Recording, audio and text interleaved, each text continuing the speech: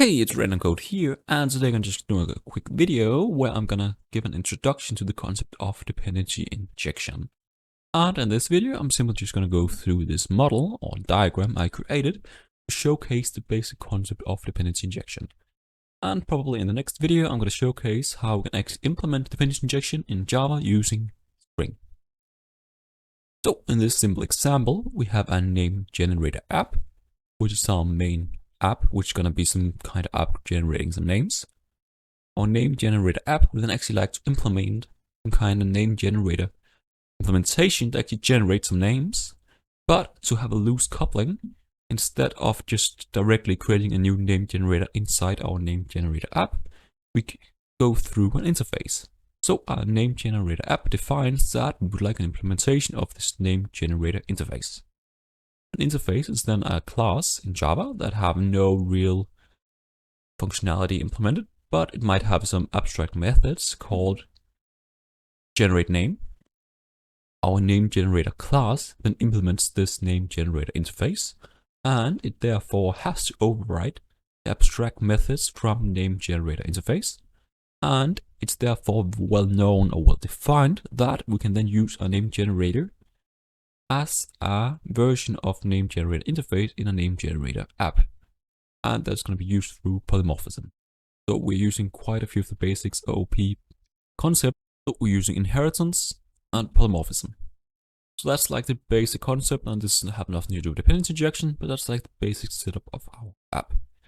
So now to do dependency injection, our name generator app then defines we would like an implementation of this interface and no more. It doesn't create anything, it doesn't try to do anything, it just defines I would like an implementation of this name generator interface and then just uses it throughout the app as if it has it. We then have an assembler, which you should think of the framework we're using for dependency injection. So in this case, our assembler is going to be part of Spring.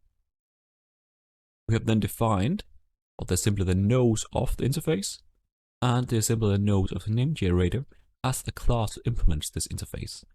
Our assembler, within creating our entire program, will then create a name generator and then store it somewhere.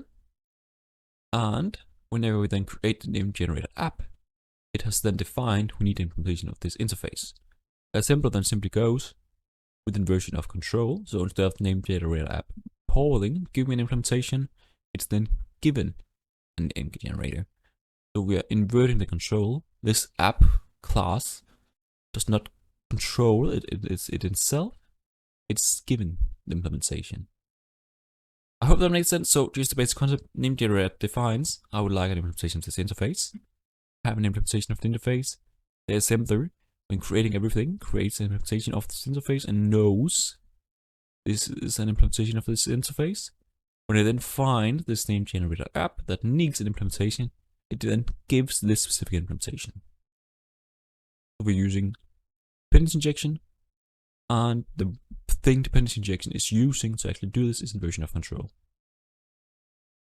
And as mentioned in my next video, I will showcase probably actually creating some kind of name generator app, how we then have a general app class that then depends on an interface. An interface is then implemented by a class that actually generates some names, and then how we are actually dependency injecting it into our name generator app. But if you enjoyed this quick demonstration and talk about what is dependency injection, please leave a like and subscribe, and I wish you all a wonderful